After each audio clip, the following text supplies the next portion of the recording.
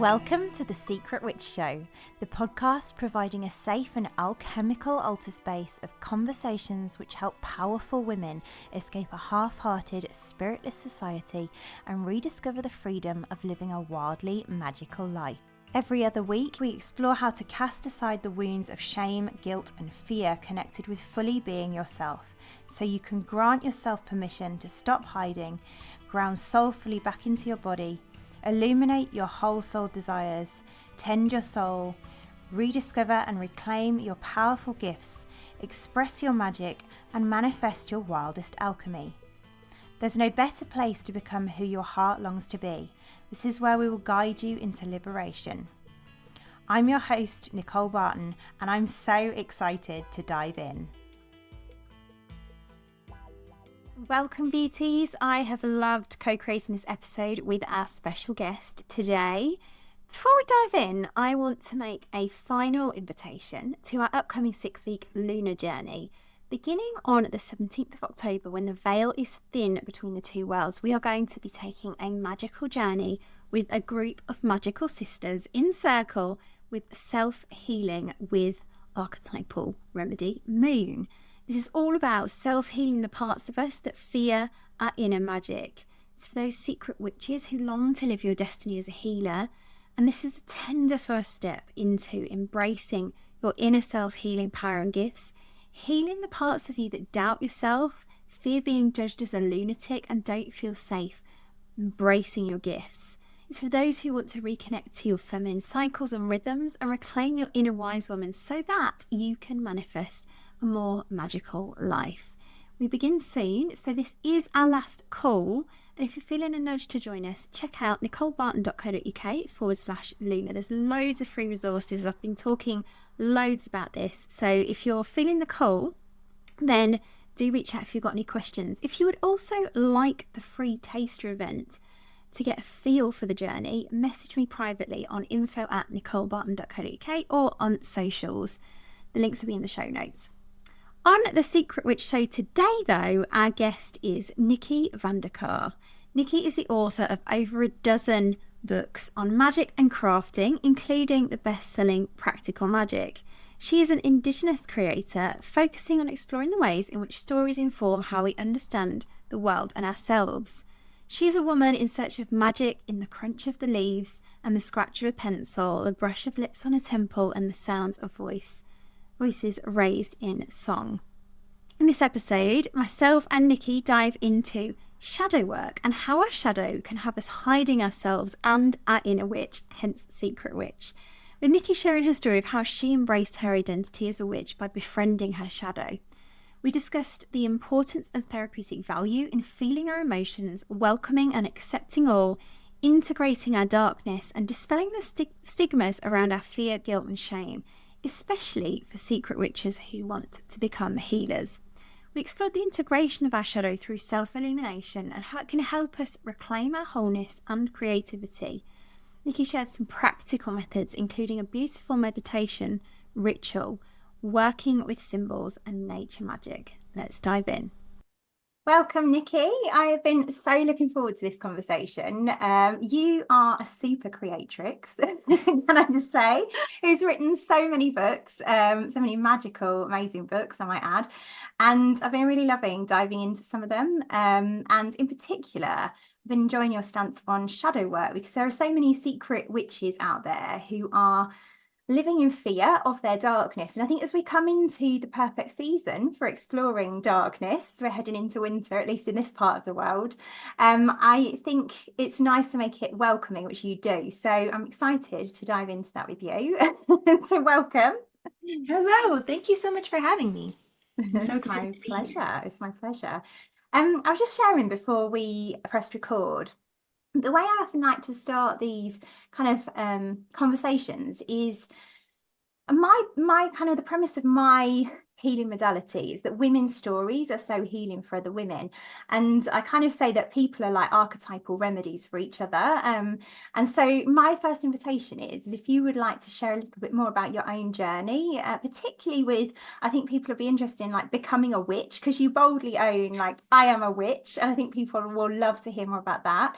And in particular, how shadow, given we're in the context of shadow work, like how did shadow work help you to claim your inner magic as a healer as well, if there's any kind of story around that. But also anything that just feels relevant to our conversation is juicy to hear. So I'm just going to hand over to you, because I know there's a lot of fear that can arise for women in that journey. I think it'd be really It's interesting. really interesting.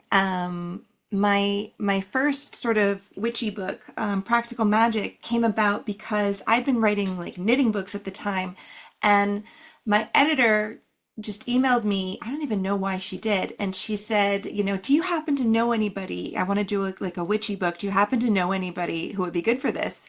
And I raised my hand and I said, Love that. me. But I'd never owned it before, not once. So I don't even know what, made me actually like have the bravery to do that. I think like a lot of secret witches, I, was very witchy and magical as a child and like played pretend and hung with the fairies and, all of those things. But then, once you get to be an adult, you kind of put that away. And I I decided to step into it, even though I hadn't explored sort of that side of myself in a very long time.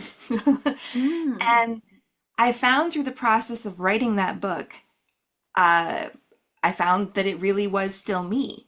And then, started writing more of them and learning more and more about myself as a witch until finally I felt ready to like step into it. And it was hard. I want to just Mm. say that for people who are struggling with that. It's okay for it to be hard. It's not that easy. You know, it's hard to tell your parents, oh no, those books I'm writing, it's not just for money. I like them. I believe what I'm saying. And and it's harder still when your more conservative family members are, concerned that you're a witch doing like black magic, as if that is not the, there's just magic. There's not black or white Mm. magic. There's just magic. It just anyway. And just my mom starts worrying that I'm gonna get burned at the stake or something like that. Mm. And all of that, I've never felt in danger of that. But I have Mm. felt in danger of being thought silly or Mm. immature, um, or, just you think about sort of the word hysterical and how, it's, very misogynistic background, and all of that is something to struggle with, and Mm. it's tough. Mm. I love everything about what you've just said there. I said that, didn't I? I was like, you're going to share something, and then I'm going to be like, okay, there's like 10 different places that we could go. Yeah. Um, but yeah, I so related to so much of that. And I think many women will. There's that sense of like childhood, us just being who we are, and like there's no shadow in the way, I guess you could call it. But No. we'll come to that.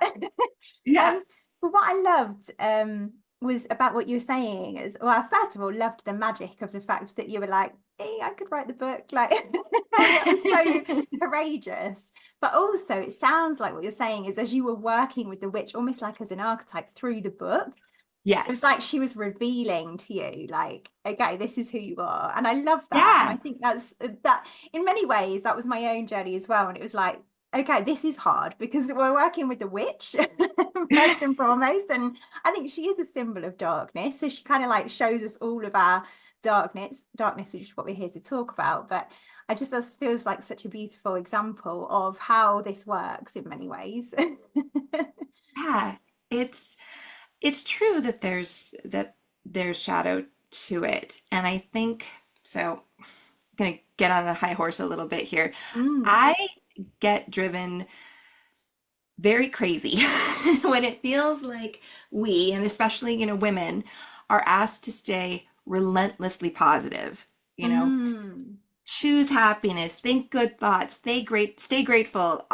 It feels like somebody is saying, we're only ever supposed to experience happiness or positivity, and that since that's never true, like, I don't care how great a life you have, how happy you are, how evolved, how healed, you're still going to be unhappy sometimes. You're still going to have bad days. There's still sadness and anger, and this is what I think is the most important thing for me about shadow work. The darker sides are valuable in themselves. And we want to, it's not necessarily, for me, just we need to shine a light on the shadow and look at it so we can heal it. I don't actually think that's not how I work with the shadow. I work with it more as befriending my own shadow and making it, accepted to be a part of me. I love that. I love that. And then ironically, I think almost like the more we do that, the more we feel healed. But I would say like the Exactly. word freedom came to mind then. It's like Yeah. Yeah. and And the freedom to be I'm who with you you. are. Yeah, I'm with you. Although I call it healing because it feels like that's what it is, but it's Sure. like I call it self-healing actually, but it's like really what we're all speaking to is like wholeness and like seeing our wholeness Yes. again. Yes, Um exactly. You don't have to put this side of you in the corner and like never look mm, at it, and that it's still you, it's still a part of you, and you loving yourself means loving all of yourself, even the mm, parts of you that maybe you're ashamed of or that other people wouldn't value, like say for instance being a practicing witch. mm, You mm. have to love that anyway. Yeah, I love that so much. I want to speak a bit to that actually. And I do think I love what you've said because I do think, if you think about the witch as an archetypal lens, like she is this symbol of darkness. Mhm. And so a lot of women, even though they may be listening to this podcast, will also still resist the witch because they're like, oh no, no, no, I'm going to listen, but I'm not sure. And I think it was certainly my own journey. What you said there around like having to be happy all the time and be positive. I know certainly when I kind of came into the work with the witch, I had been for a long time on like what I call an ascension path, where we just kind of like, oh, we'll hand over our power to the universe, and there Yeah. is, of course, like there's a value in that. Like, if, it's not that this work is diminishing that. It's like, yes, and I think when we misunderstand that kind of ascension, it's almost like we bypass and dismiss the darkness. And I'm wondering if you could Yes. speak to that a bit, because I think what you just said about like, yeah, having to be happy, having to force affirmations and all those sorts of things. I also was like on a high horse about that for quite some time. I was like, no, hang on. I think, I think it's because, so like I struggle with depression, Mm, and always have. And I think that there there's a lot of invalidating of mm, depression that goes on in sort of the spiritual community, mm, where they're like, well, you just have to you have to know that the universe has your back and that there's good for you. And I don't actually very much believe that the world and our existence is a force for positive for everybody. mm, Whether everybody can access it at equal levels is an entirely different conversation. mm, But you can't like you can't bootstraps your way out of depression. mm, You can't like just say, it's fine and think happy thoughts and suddenly you're happy. It's never mm, worked for me. What has worked is going, okay, I'm unhappy. Let's mm, just be that. Let's allow that, mm, and be kind to it. Exactly. Like be tender with it and be tender with myself, because and I get caught up in this, I'm sure everybody does, mm, to when I am in pain or tired or just overwhelmed, I get angry with myself for not doing better, for mm, not, doing more. And I'm like, you're not strong enough, like get it together, that kind of thing. And actually that just makes it worse. mm. But Yeah, what's coming to um mind there, sorry to interrupt, is just this yeah, idea of like what I would often call it is like this kind of quick fix sticky plaster that we rush to yes, put over it. yes. And you have to take the time to go, okay, you are hurt. How are you hurt? Rather Mm, than just being like you slap a bandage on and you keep going when like your leg is falling off or something. mm, mm. Yeah. Um, so And I was thinking about what you were saying about the witch as a dark figure. If you want to come back to that for a second. Mm. When we think about witches, you, with Halloween coming up and, kids going to dress up as witches to be scary and, things like that. And I think about, what are the images that come to mind? There's the predatory Hansel and Gretel witch. And all of that is out there. And those are the stories that kind of help us understand archetypes in general. But Mm. I love to turn to, sort of the big witches of history and folklore as inspiration. Ooh, that Um, so, sounds like your Baba Yaga or your, Circe, all of these like very powerful women Mm. and very alone. Circe, I actually, she's my favorite. She lives on an island all by herself, Mm. tends her herbs, and she's just completely self-sustaining, at peace, ultra powerful in this corner of the world. So much so that I don't know if everybody knows this story necessarily, but Odysseus, when he's like adventuring forever after the Trojan War, he and his men land on her island, and she turns them all into pigs. And, and then she has an affair with Odysseus because it's Greek mythology and that's what everybody did. I love that.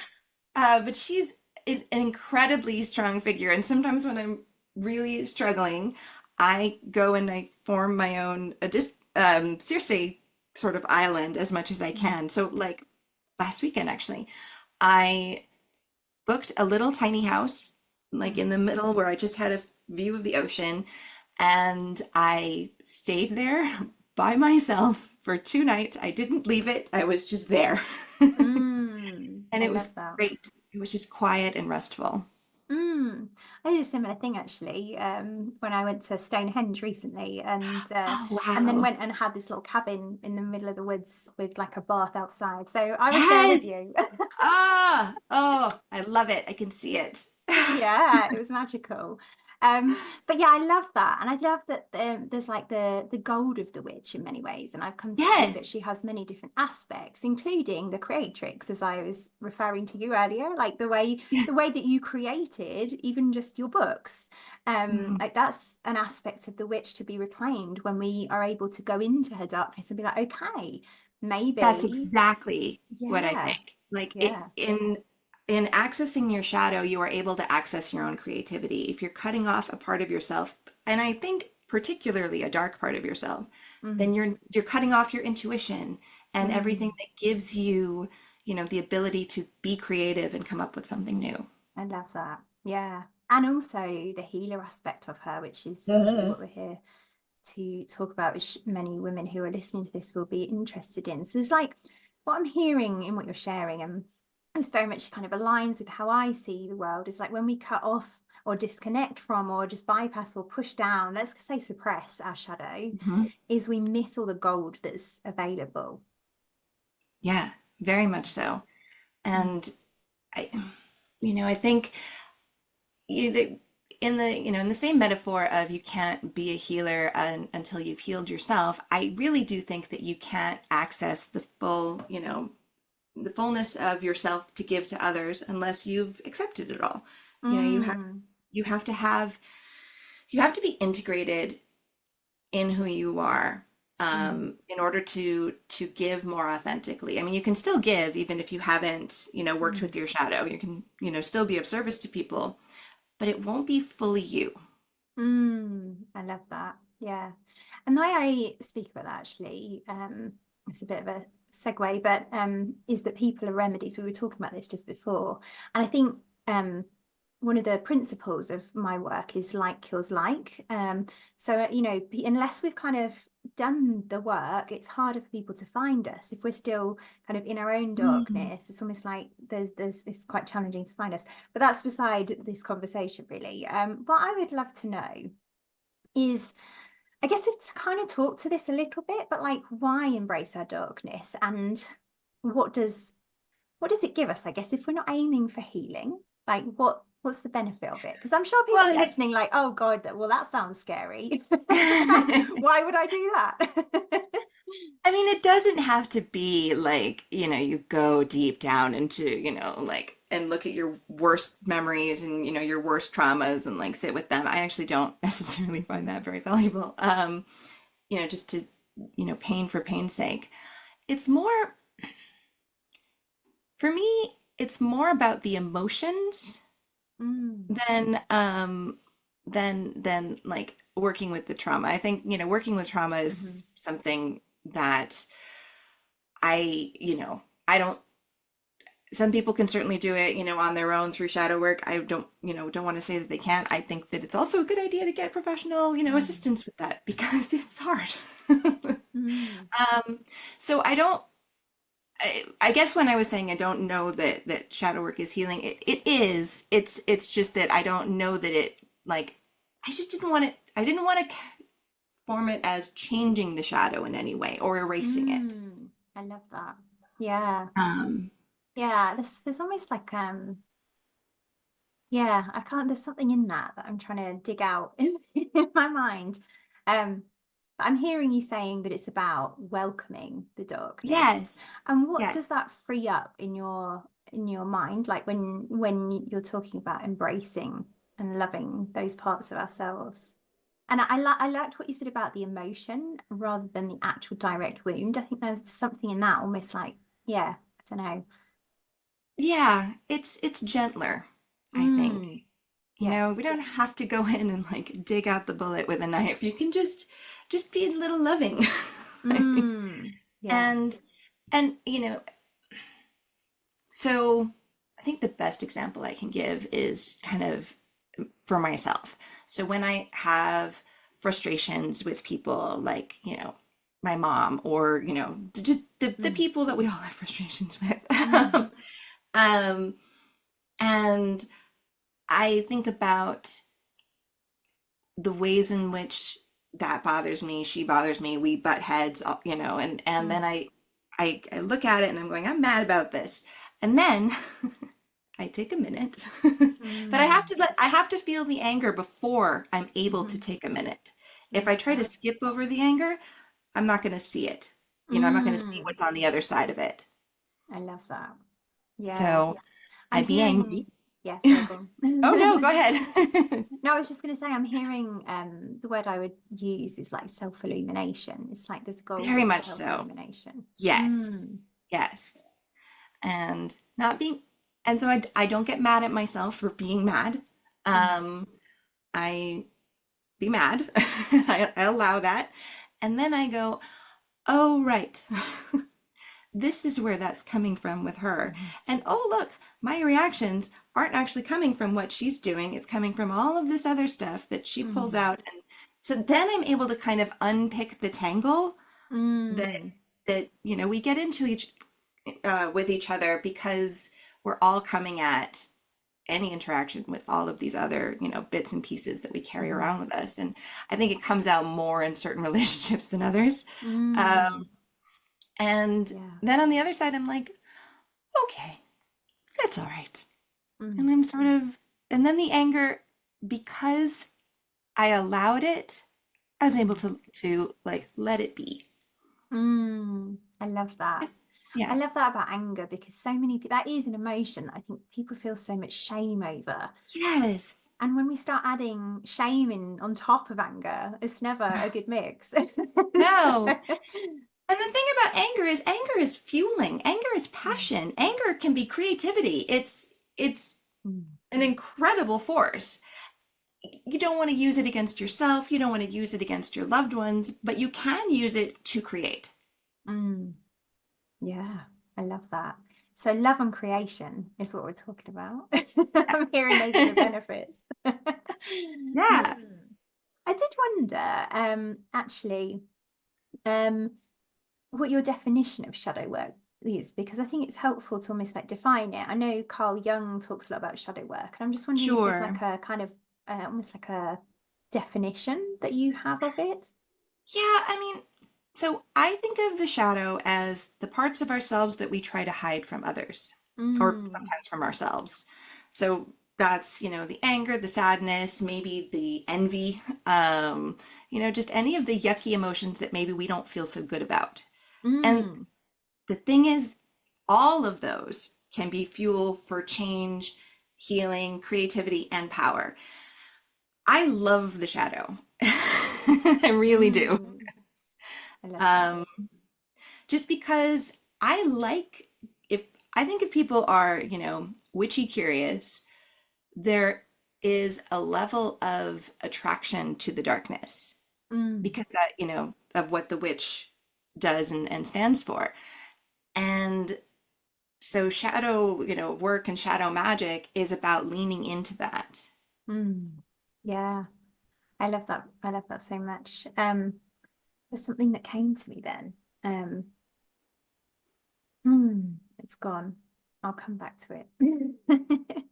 One of the one of the things that I love about what you're sharing, and this is very much like interwoven into all of the work that I do, is we're kind of talking about suppression versus expression. I think that's one of the things that women who are listening who are feeling like they're witchy, and by the way, it occurred to me like magic isn't necessarily like a dark emotion, but yet we can hold a lot of shadow around our magic as Mhm. well.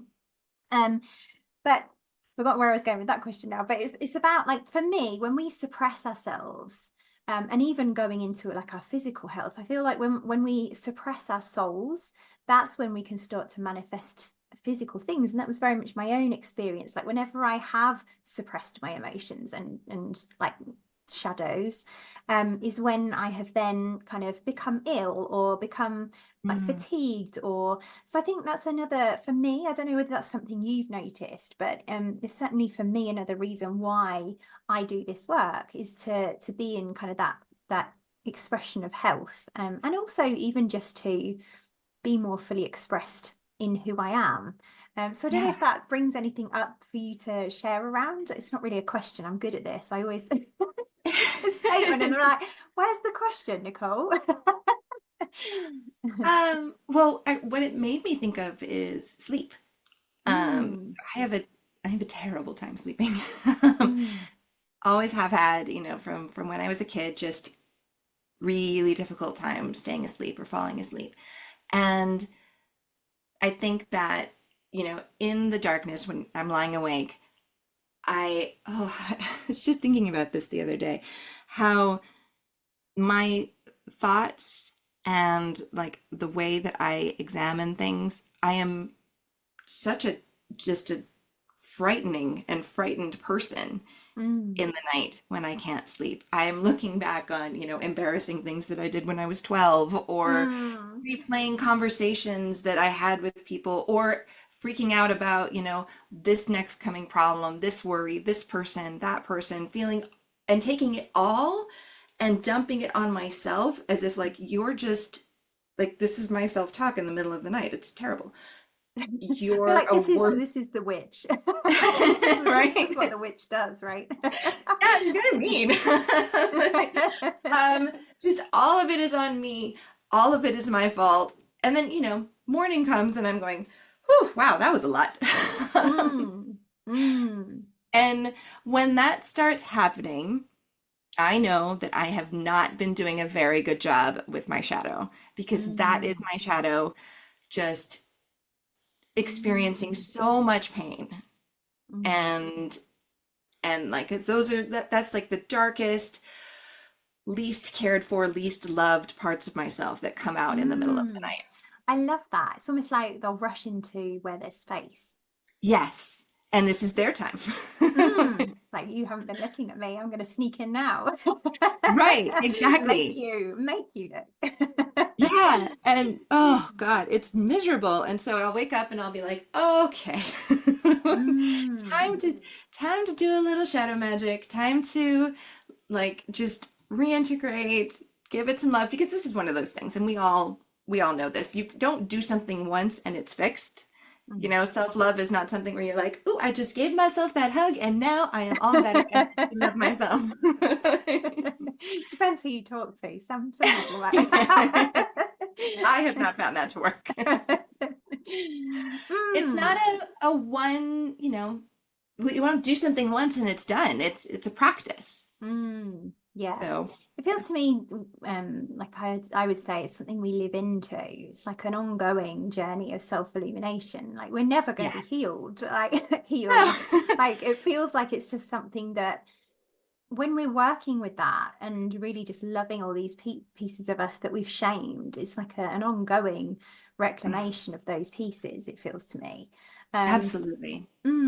What I loved though was there was a sense of like doing shadow work, and I'm just wondering like what that looks like, because I was looking at all your books and there was this sense of like working with the moon and dream magic and Mhm. symbology and sigil magic, and then there was even a piece about like familial magic, and I was like, oh, cats, how are we gonna how are we doing shadow work with them? So I feel like that's a juicy place to go to now. It's like how do we do shadow work in that, in that respect? Yeah. Well, my books offer a lot of like Mm. practical suggestions Mhm. for how to do magic.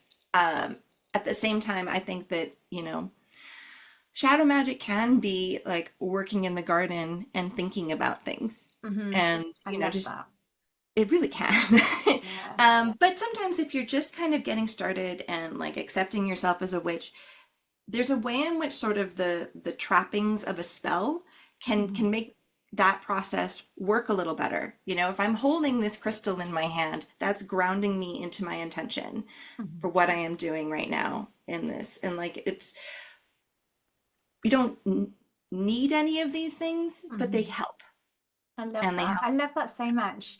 Often this comes up in some of my group journeys actually, is this sense of like, and again, I think it's partly almost like the shadow of our culture. It's like that collective kind of conditioning that we have to do Oh, something. yes. And it ties into that fixing, like we've got to fix ourselves at peace, I think. Yeah. So I love that you're sharing, like, we don't need to do any of this, but there's like we can make it conscious and intentional as we're kind of journeying, but also it's something that we live into. So there's that almost like that self-illumination piece just in everyday life. And I think that's a really valid point and a really great point for people to hear, because it can really feel so compelling, like, oh, we've got to do this Mhm. to fix ourselves, particularly with shadow work. I see that show up. It's like we just use it as a tool to like beat ourselves up. And Exactly. That's yeah. not what it's about at all. And Mm. I I think shadow work is the most loving and kind work that you can do for yourself, Mm. and to help, use to help others. Mm. And there's something I talk a lot about this, just how to incorporate your magic into everyday life. I Yeah. am a witch. I have, a magical practice. I do not um, spend too much time doing elaborate spells. Mm-hmm. Um, every once in a while I'll do something. If there's, something really, big Mm-hmm. going on that I need to process. But for the most part, like you were talking about familiars, when I was pregnant, I was very sick. I was hyperemetic, and so I was on bed rest, and I was so unhappy, and I was so Mm. scared. And I had she's since passed, but I had a cat, this gray cat who terrified everyone. Anybody who came to Of visit us, course, witchy cat, yes, perfect. exactly. She was famous. People still talk about how awful she was. Oh, bless her. She would attack everyone. She had these like frightening howls. But every day while I was on bed rest, she just lay beside me Mm. and was just there, Bless her. and was a comfort to me because I was just home alone, being Mm. frightened. And that's magic. That's a familiar. Mm. And your dog who, just looks at you with like relentless optimism. It's That needs some shadow work. It's too right. happy. I don't know. I don't even think dogs have shadows. Oh. Um, but that support that we feel from being around animals, Mm. is, I think that's what, having a familiar is like. I love that so much. Yeah, that feels really juicy. I was reading it and I was like, oh, I'm gonna have to ask about the cats. But yeah, I guess that was a really great exploration around how we don't need it. What could be quite nice though is to look at some of the ways that we can choose into working with our shadow with things like that. For example, through dreams or sigils maybe, or anything that feels juicy to you to explore there maybe. Sure. I mean, dream magic is one of my favorites, because our shadow certainly comes to play when we're dreaming, Mm. and there are lots of like symbols and things, and so you can sort of research dream magic. You can also work toward lucid dreaming, Mm. which takes some practice. Basically it's like daydreaming on, but you're like just this side of not Mm. fully awake, like you're still sleeping. And so your daydreams, you can actually control your dreams at that point and have these vivid daydreams. It's wonderful. It's so much fun. Yeah. um, and, but sigil magic, I think, is really cool and weird. Mm. So I'd be happy to talk about that. It was, I'm gonna say it was created by, like, I'm gonna get the names wrong, but like one of those guys like Aleister Crowley and that kind Mm-hmm. of thing. Where Mm. but what it is you write a phrase, say an intention or something you want, um, and you write it on a scrap of paper, and then you take the first letter of each word Mm. and you kind of use those letters in a very artsy, get really creative and weird here. Like turn the eyes sideways and make the L's have more loops than they're supposed to, and weave Mm. all of them together into who knows what that is. Some kind of symbol. Some kind of symbol, Yeah. Mm-hmm. and it's messy and it's strange and it's art Mm. is what you're doing. Love And that. you you've put your creativity and your power into the creation of that sigil, and that sparks that intention. And from there, depending on the nature of it, what feels right, you can burn it, you can sleep with it under your pillow, you can paste it into a journal, you can bury it. There are just different ways that it might work for you depending on what it was. Mm. Yeah, and yeah, so I guess the first part of that is creating some kind of intention. Yeah, Yeah, I love that. That's I work with that in some ways with my clients as well. And I just think all of these different things are things that people can explore and try out for themselves and see exactly. what works. I love that. What occurred to me as you were talking, I've been in this deep exploration recently myself around healing as both a science and an art. And I keep coming back to this idea that healing is really creation. And I just was really hearing that in what you said there, like just this sense of like it's almost like well, the way I've described it before is that we're always creating, and we're either creating from shadow or from from our gold expressions. Sure. And both are, obviously I'm Yeah, kind of and both are missing the welcome. gold. Yeah, exactly, but we tend to want to be able to manifest or create from the gold. But Sure. it's almost like just that process of illumination is able to really help us to heal, aka create freedom, or whatever want to And you'll be able to call it. create more gold if you're Mm. not, being, because, so if I'm talking about like my shadow in the middle of the night, Mm. that's not helping me. That is not a positive, relationship or integration with my shadow. That's gonna decrease my gold. I'm not sleeping. I'm having all of these negative emotions, which definitely, are gonna carry over into my day Mm. and make me less able to serve myself or certainly anybody else. So it is it I keep saying I don't want to get rid of the shadow. I don't, but I Mm. do think that if you, keep it close and keep it loved and keep, Mm. those parts of yourself close, you'll have so much more gold Yes. to work Yeah. from. and I can't remember if where this quote's from, but it's like what we resist persists. Yes. And it's Yeah. like the more that we can welcome the shadow without trying to heal it, like ironically it heals, but it's like what we resist will just keep going, and like this bigger and bigger and bigger tension, and we end up just still in the shadow. I don't know if that's kind of how you see it. Yeah, I see it as like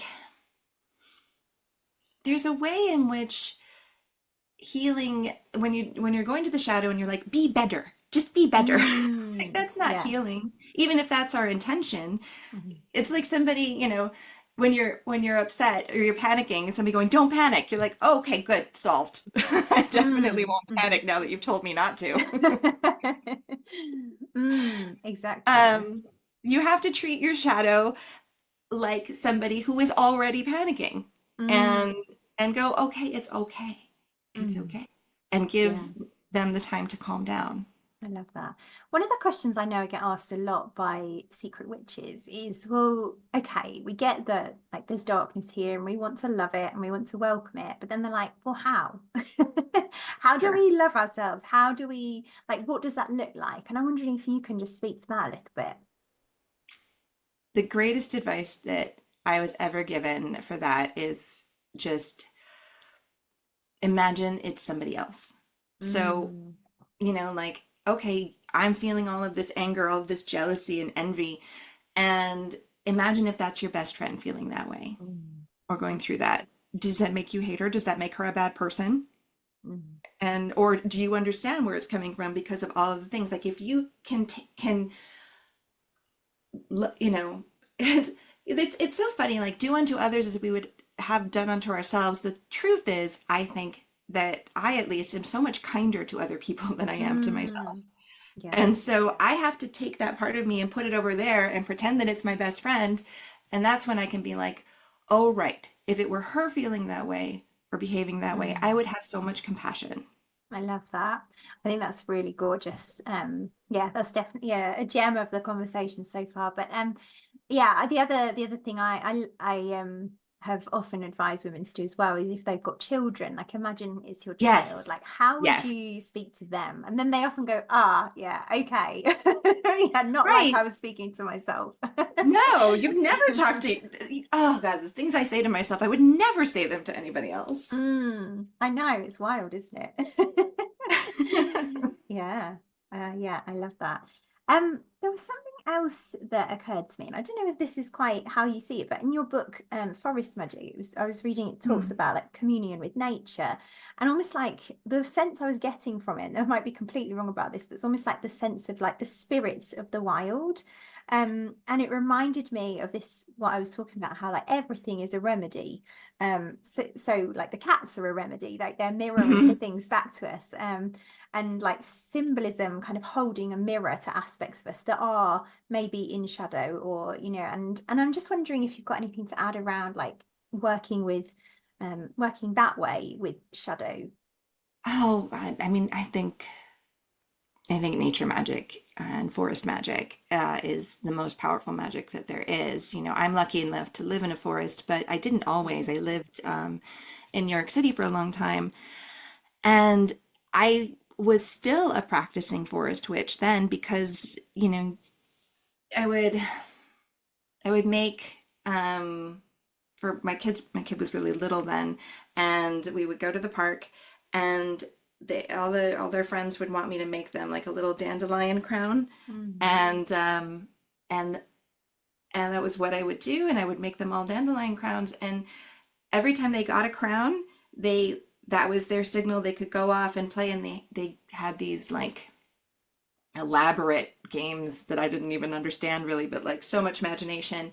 And so what I was doing was sort of letting them through a portal where they could feel and experience that. And it was incredible to see, and it was also just a part of every day. We were just at the playground in the city. And I think that's what forest magic can do, is it kind of grounds you and frees you at the same time. And of course that can be applied to the shadow, Mm. um, incredibly well. Working with your shadow, if you can be in, we talked about, going someplace quiet, being out in nature is like a really good place to have the support of the earth as you're working with some of the more painful Mm. parts of yourself. I love that. That's so gorgeous. Yeah, I really felt that as you said that, like this sense of just being held in Yeah. love by the earth, really. Yeah. Yeah, and what a magical experience for the children as well to just be like immersed in that beautiful portal. I think that's also such an important reason of this work as well, is like being in that, because the kind of what our children learn from that as well is powerful. Um, yeah, gorgeous. One of the things that I don't think we've fully touched on, we might have touched on it a little bit, and I can't remember if we've touched on it before the press record or not. Was shadow work for healers and like why that's important? Because I think witches often, and this is a huge part of my work actually. So I'd be interested to hear what you feel about this. But like witches can often kind of feel that call to being healers, or like to stepping into their magic, and then that's when shadow comes up. It's like all Hmm. the fear, like, oh my God, this is terrifying. Like I thought I'd healed. Like, Oh like yeah, all of it comes back. yeah. I thought I'd healed is the, oh, I say it to myself all the time. Yeah, yeah. And it's a great example of what you were talking about earlier, actually, as you were like called into writing your books. It's like a healing journey we go on, and we're like, okay, cool, I could definitely share this. And then we lean into like then it's almost like the next level of fear. It's like, Yeah. oh, okay, now there's like the witch shadow to deal with. So I'm wondering, like, how far is it important, do you feel, especially when we want to reclaim our magic as healers, to be in that kind of work as a healer? I mean, I think that the shadow is always gonna come up, as you say. Like when you take one step and you're like, I want to heal people, the shadow will come up and say, Mm. "Excuse me, what makes you think you have the right to do that, or that you Mm. have anything?" I, and and then you have to sit with that and sit with those fears and insecurities and imposter syndrome and all of it, and go, actually, you are valuable. You Mm. do have value and you do have something to offer. And the thing is, for me at least, I have to do that every time I take a step forward. Mm. Mhm. Every time I'm like, okay, I'm gonna write a different book or I'm gonna redo my website. Mhm. Like, Mm. um, there's always this like, oh, but nobody cares, or oh, but I'm embarrassed, or I'm shy, or that's too scary, or all of Mm. these things come up, and I have to go, okay, Mm. it's okay, and just do a little, give my shadow a little love. Um, Mm. because I love otherwise it's that. gonna just drag at your feet, like and come Yes, and that's a keep you great from moving metaphor. forward. Yeah, Yeah. it's a great metaphor. It's like we're walking through mud, trying to Yeah. trying to do it, and there's this whole bag of shadow behind us, dragging along the floor. Like, no, you're not going to do that. You're too. Right. Yeah. What? I think that was a beautiful example of is how we can so often, I think this is particularly true for secret witches, and I know it's certainly true for me, is that when we have that come up, like we'll often know, like, oh, okay, I'm in fear.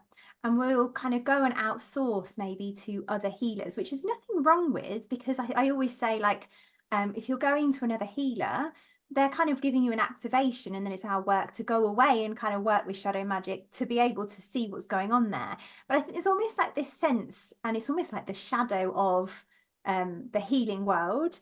Like, oh, well, if I'll go to a healer, they could just fix it for me. Right. They've And Reiki'd then it all out and I'm fine. exactly, it's all gone. Like we're just raking it away. And there's absolutely nothing wrong with Reiki or any of those therapies. No. Like they're really valuable. And often, like I remember having a shamanic healing and having it once and having this really deep insight of like, oh, this is like super powerful, and now I can go away and integrate it. But before I Yes. probably would have had like a Reiki treatment and then just been like, okay, I'm all healed, we're all good.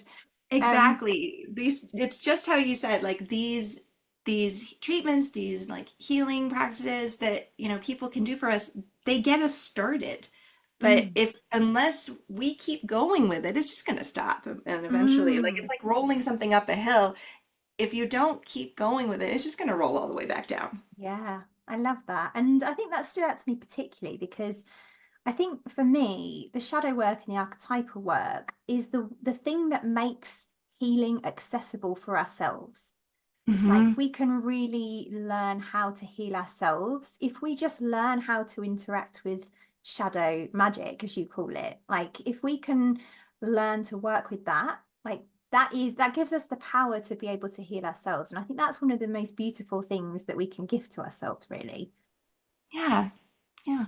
And we're not alone, but and this comes from like therapy work, in that you know we don't have the power to change anybody else. We can only change how we Mm, react to it. mhm, The opposite is true too. Other people cannot fix us. They can mm, help us. They can't fix us. We have to do mm. that work in ourselves. Yeah, I love that. There's something about self-validation that came up as well. It's almost like Yeah. because I know that's something as well that many witches will struggle with is this idea. And I think particularly, you think about the witch wound, there's that sense Hmm. of people judging us or being burned at the stake, like you said earlier, and some of those fears around, what will our parents think? Or, we've come from a conservative family, or, just that fear of judgment. And I think what shadow magic can do as well is to have us validate ourselves where maybe we've been looking to the external. I don't know if you've got anything to speak to around that.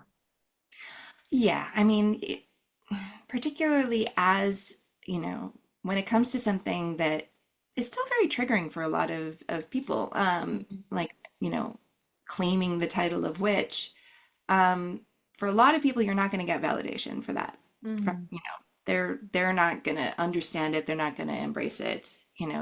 They might eventually accept it. That's, I mhm, think, the most you can ask for. For a celebration of it, you have to find people who feel similarly, mm, and you have to find it within yourself and allow your, like, honestly, and I know this is hard, but but I'm like, I love this about myself. I'm going to celebrate it, and mm. it doesn't really matter whether anybody else does. I love that. And I can really feel that you've kind of done that for yourself and like with your books and everything like that. Um, I love the story actually of you just being like, I can write that. And then just like really owning it. But like almost like you committed to owning it. And then it's like, Before owning it at all, yeah. yes. I love that. Yeah. I often do the same and then I'm like, okay, yeah, this is why this is extra hard because Right, I'm now having to own this as well as doing it. Yeah. right, Um, exactly. yeah, I love that. I love that. Um, Another question I had, and this might sound like a strange question. We were talking about like nature as remedies or archetypal remedies. Are there any particular symbols that you find?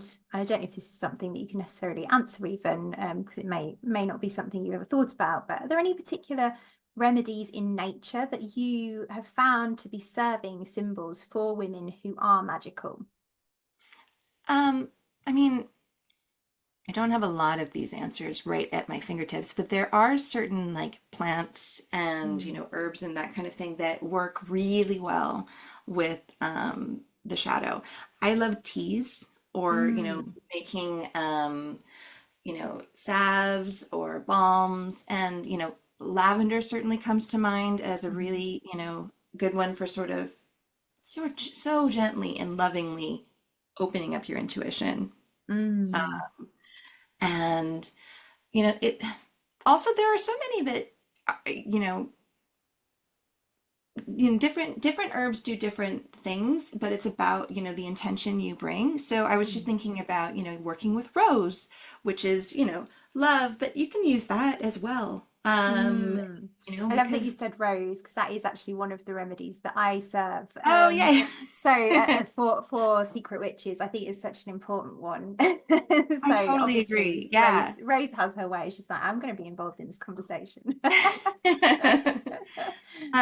Yeah, and like I was thinking about lemon, which seems totally the, like that's all sunshine. That's, that's not the, Mm. but at the same time, I can be like, what if I brought a little lemon to you? What Mm. if I said that you were deserving of a little lemon too, and a Mm. little brightness? Mm. And so that kind of thing, it's about, so it's not necessarily, like you got to go get a mandrake or, or something like that. It's more about the intention that you bring, to whatever, plans you're working. Mm. And I was recording another podcast, actually, a solo episode earlier, and really feeling into like, I think anything can be a remedy. Like anything is an Yes. archetype. I think you said actually, I think it said in your bio, where was it? You love exploring the ways in which stories inform the world, and that really spoke to me of like all the stories that are available to us to help us access these lost parts of ourselves that maybe we've shamed or shoved into the darkness. Yeah. I Mm. mean, I always say that stories are how we, and I mean just like humanity, Mm. understand, who we are. Yeah, And I they're love how that. we tell each other, we tell the same stories over and over again. Mm. The Beauty and the Beast story, the Cinderella story, like it's told again and again and again. And there's a reason for that. It's Mm. because it has this deeper meaning that speaks to the parts of ourselves that are sort of like pre-language in a way, like we Mm. just understand through story. I love that.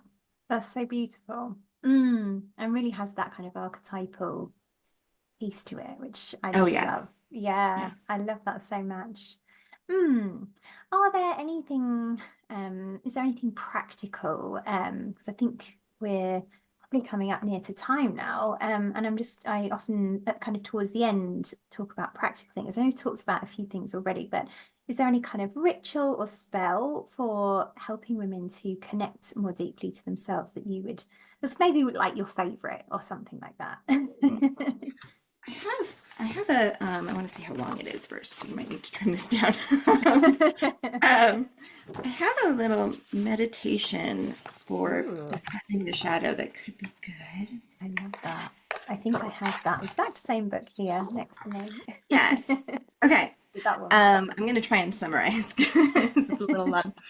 Um, so whenever your shadow is showing up in a way that is causing you harm and making your life harder, you just need to find, and we've talked about this, a way to be alone and at peace. That can mean going for a walk. That can mean putting on your headphones. Any sort of calming self-care that works for you. Once you've gotten yourself to that place, then you can do this meditation. But you have to do that first. You have to get Mm, alone in order to be able to really talk to your shadow. I love that. Like practicing the pause as the first step. Exactly. So you begin by visualizing yourself, your body, um, and yourself as a whole, and you just kind of I'm trying to think, like the way that I do it is I let all of the parts of me fill my body and Mm, just sort of imagine all of them being present and welcome.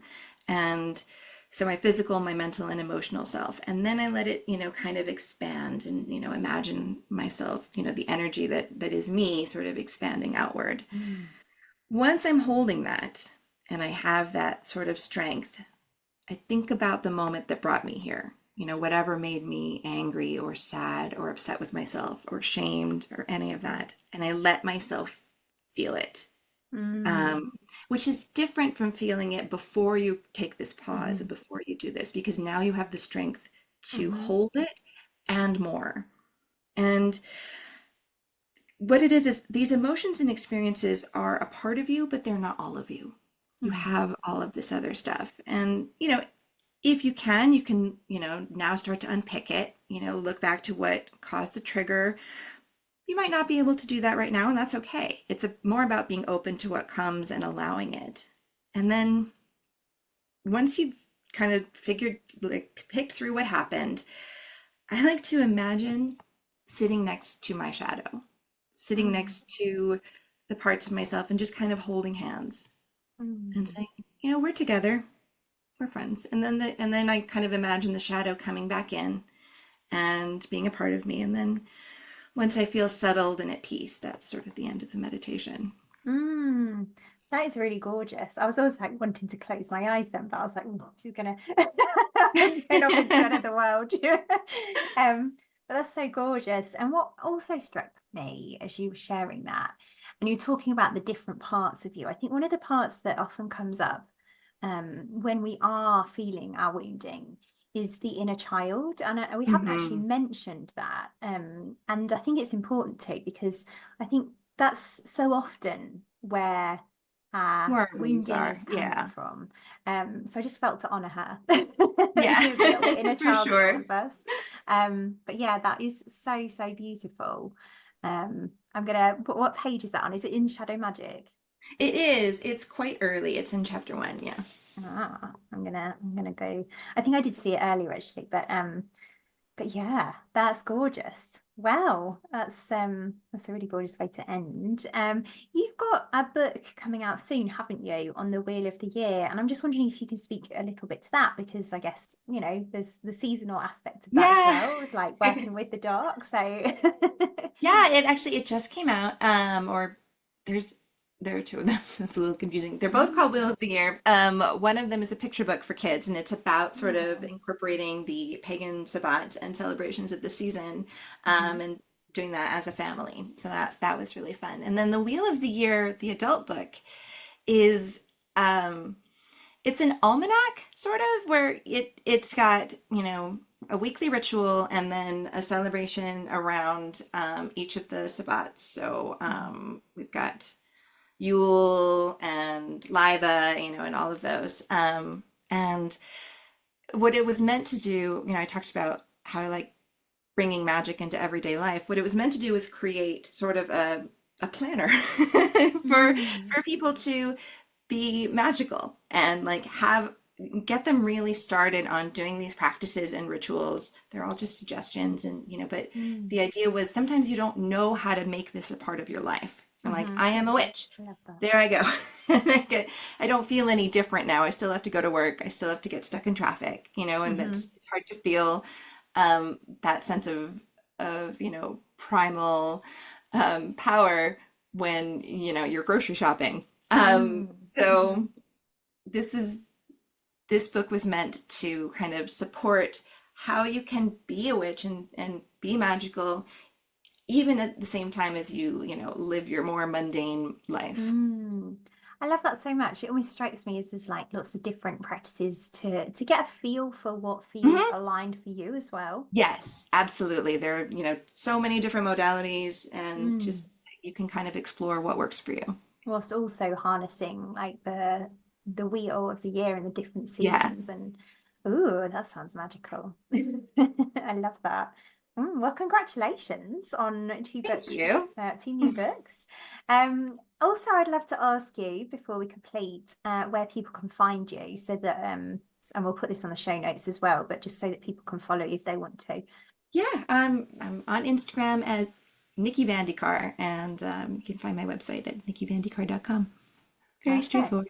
Yeah, I love that. Well, thank you so much, Nikki. Thank you. This was lovely. Yeah, I loved it. And there's lots of gems that I can feel are going to be pulled out for the takeaways. So yeah, thank you so much. Thank you. Take care. Nikki was such a gorgeous guest with loads of gems in that one. Here are my takeaways.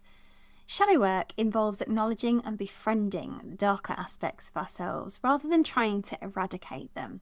This process helps us achieve self-illumination, self-healing, and a return to a feeling of wholeness. We tend to suppress our inner witch as adults, though our inner child, remember the time when we were free to express that magic, and we can reclaim this with deconditioning. Emotions such as anger, sadness, and envy are best to be expressed, not suppressed. Acknowledging and welcoming these emotions is essential for healing, freedom, and creativity. Shadow magic doesn't have to be something we carve huge chunks of time out to do. We can integrate it into our everyday life, making shadow work and magic a part of our lives by being in ongoing self-loving illumination. That said, there are also loads of fun practical rituals we explored if you want to journey that way. Recognising and loving the inner child is crucial in shadow work. It's helpful to remember that our shadow is really just the scared, childlike part of us who wants love. We can provide that love by imagining that we are speaking to this part of ourselves as if it were a best friend or a small child.